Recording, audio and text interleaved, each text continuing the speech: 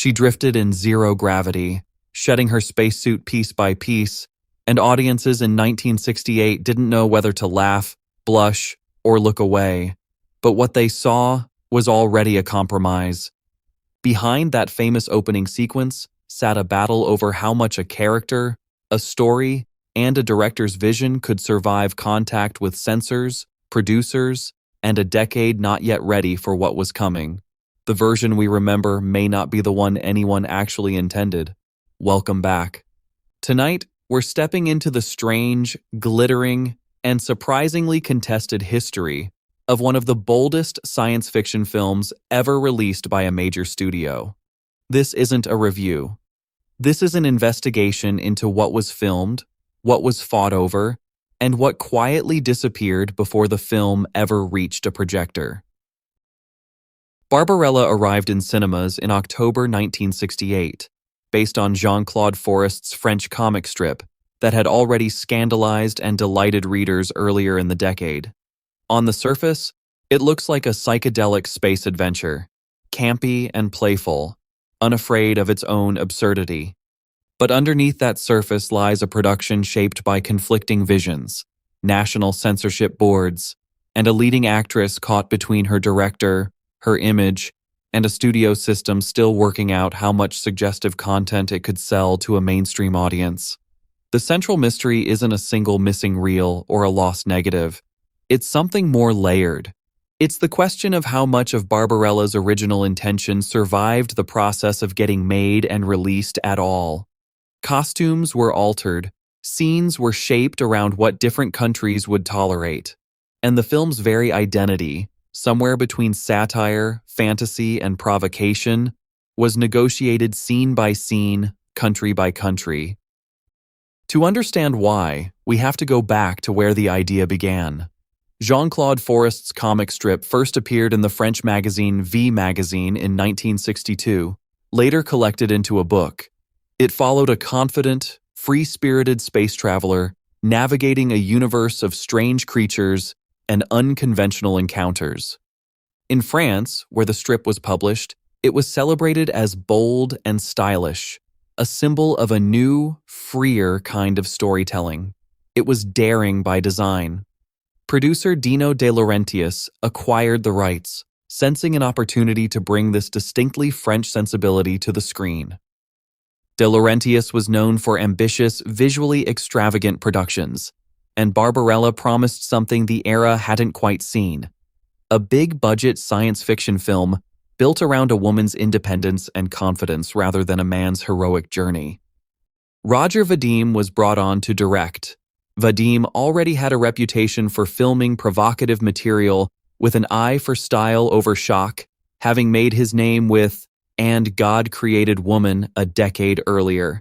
He was, at the time, married to Jane Fonda, who would take on the title role.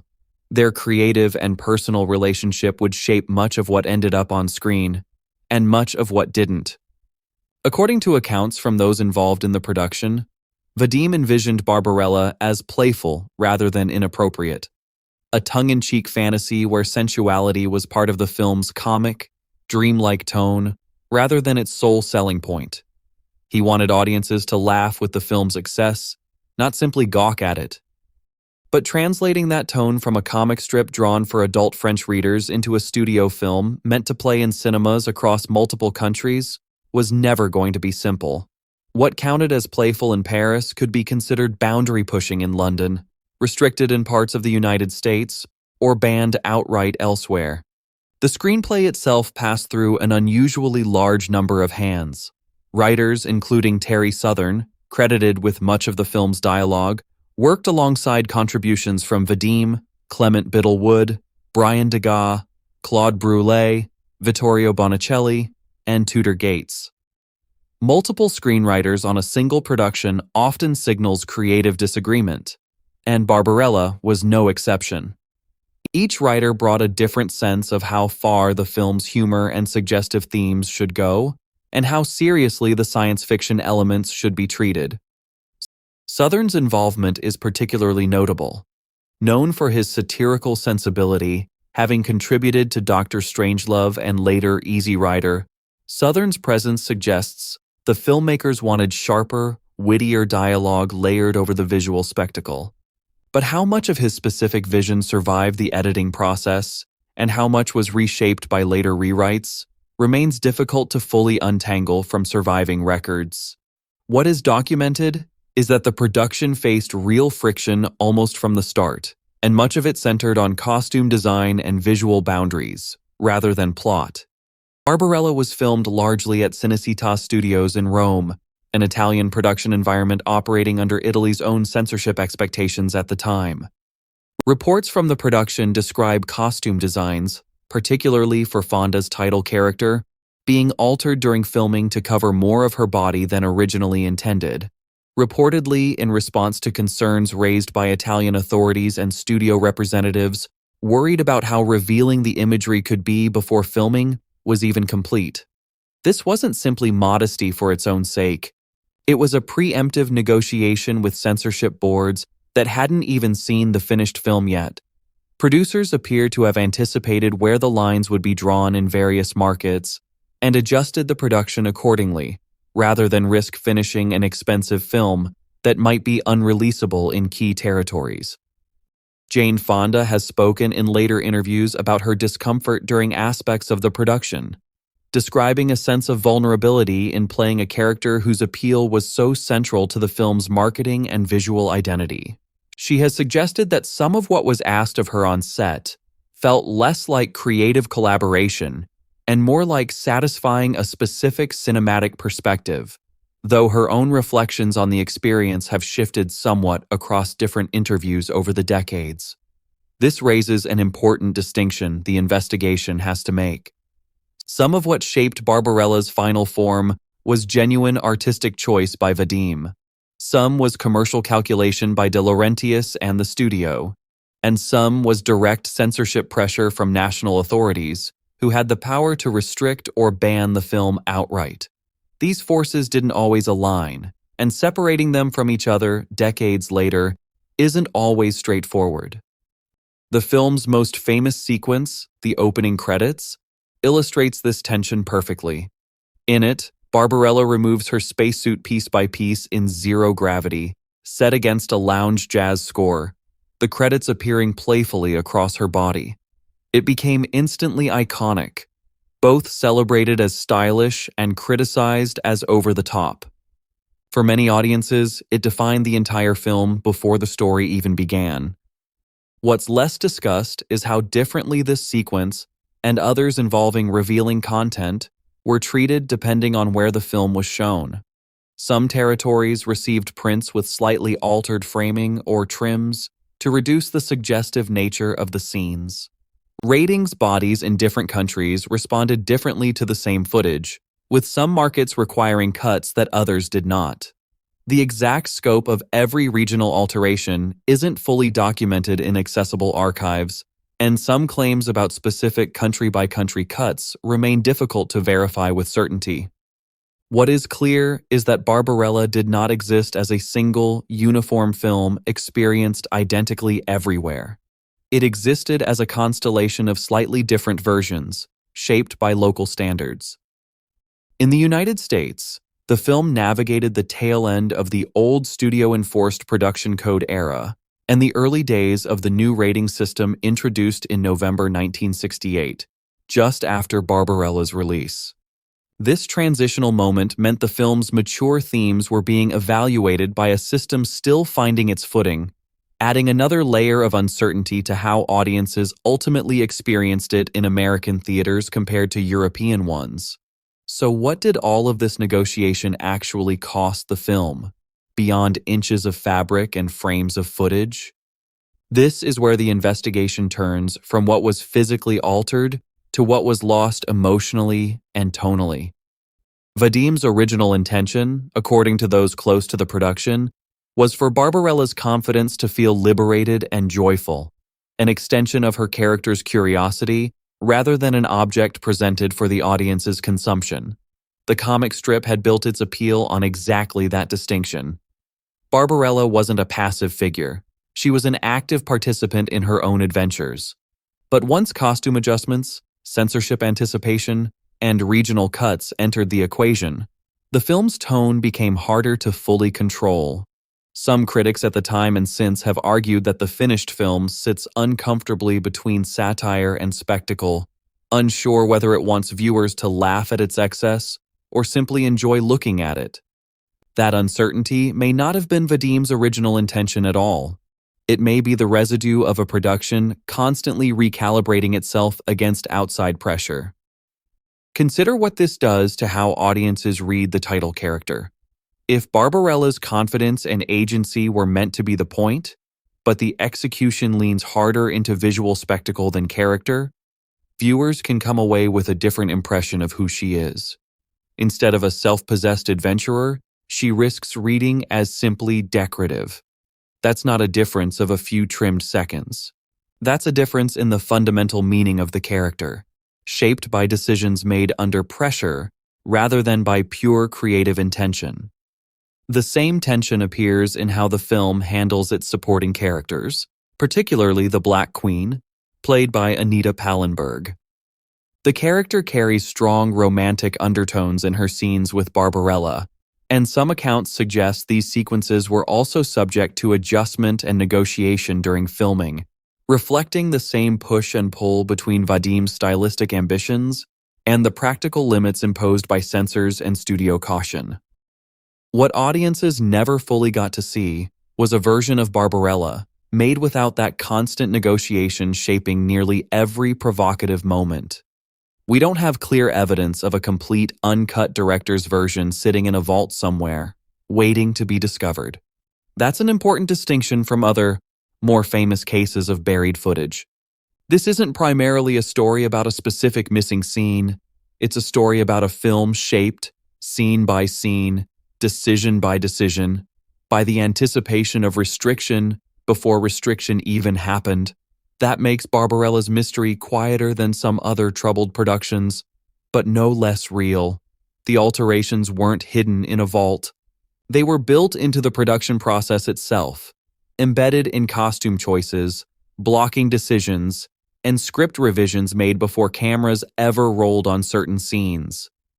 Still, questions remain about the full extent of these changes, and reliable, detailed documentation isn't equally available for every claim that circulates about the production.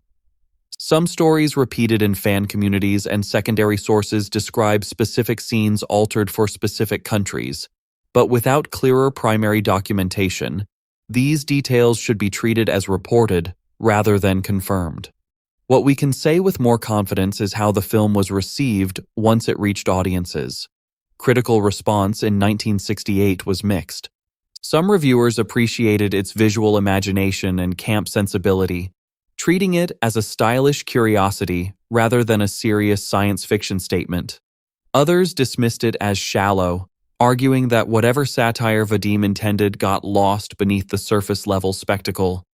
Commercially, the film performed reasonably, helped considerably by its striking marketing and Fonda's star power, though it wasn't the sensation De Laurentiis may have hoped for. Over time, though, Barbarella's reputation shifted. What was dismissed by some critics as tonally confused came to be embraced by later audiences as a genuine cult classic, admired precisely for its unresolved tension between seriousness and camp. Its visual design influenced fashion, music imagery, and later science fiction films for decades. The band Duran Duran even took their name from a character in the film. This shift in reception raises an interesting question for the investigation. If the film's uncertain tone was partly a product of external pressure rather than pure artistic intention, does that unresolved quality actually explain part of its lasting appeal? Sometimes what feels like creative compromise in the moment becomes, with distance, part of a film's distinct identity. Barbarella's strange, unstable mixture of playful satire and visual excess might not have survived if every scene had gone exactly as Vadim originally imagined. That doesn't mean the compromises were painless, or that the pressures placed on Fonda and the production were justified simply because audiences later enjoyed the result.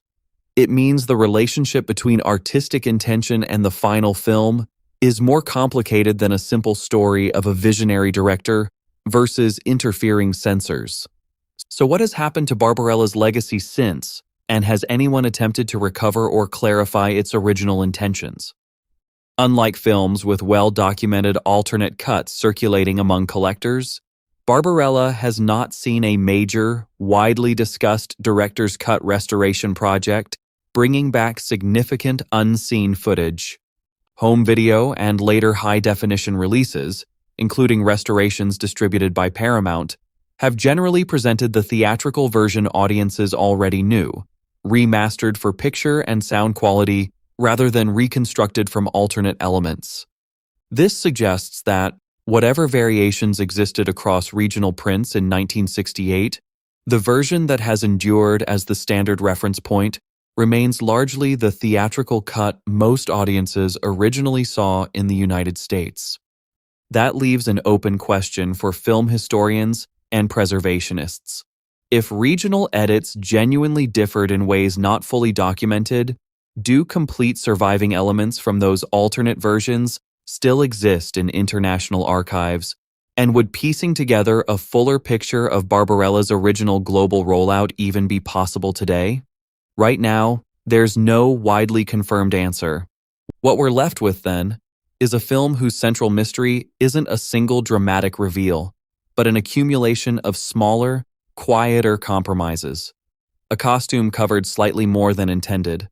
A scene blocked with restraint, anticipating a censor's objection. A tone caught permanently between satire and spectacle, because the space to fully commit to either was never entirely available. Barbarella endures not because its original vision survived intact, but because audiences eventually found their own meaning in the version that did survive, contradictions and all. Whether that constitutes a loss or simply the reality of how ambitious films get made under real-world pressure is something reasonable people can still disagree about. What we can say clearly is this: the Barbarella most people remember was shaped as much by anticipation of restriction as by restriction itself. Costumes changed before censors ever objected. Scenes were staged with caution before any board demanded caution. The film that reached screens in 1968 was already a negotiated document, built scene by scene around the limits of what a still transitioning era of cinema would allow. What remains unclear, and may always remain unclear, is exactly how different Vadim's fullest, least constrained vision of Barbarella might have looked, had it existed at all outside the pressures surrounding its production. Some questions about specific cut scenes, alternate regional prints, and their surviving elements simply don't have confirmed answers with the documentation currently available. Movies are rarely just what a director imagined. They're what survives the collision between imagination, budget, culture, and timing. Barbarella sits as a striking example of that collision, a film remembered for its boldness that was, in nearly every stage of its making, quietly negotiating just how bold it was actually allowed to be. Somewhere between the comic strip's original freedom and the finished film's careful compromises, a version of the story exists that we can only partially reconstruct, mostly through interviews, costume photographs, and the memories of people who were there. Every generation that rediscovers Barbarella inherits a version already shaped by decisions most viewers never see. The zero-gravity striptease everyone remembers wasn't simply Vadim's vision reaching the screen unfiltered. It was that vision, filtered through what an industry and an era were willing to release. So here's the question worth sitting with. If a more complete record of Barbarella's original unconstrained intentions surfaced tomorrow, scripts, unused footage, unfiltered costume tests, would it change how you see the film? Or has the version we've inherited already become the definitive one in its own right? Let me know what you think in the comments, and which version of cinema history you'd trust more. The one the filmmakers originally imagined, or the one that actually made it to the screen?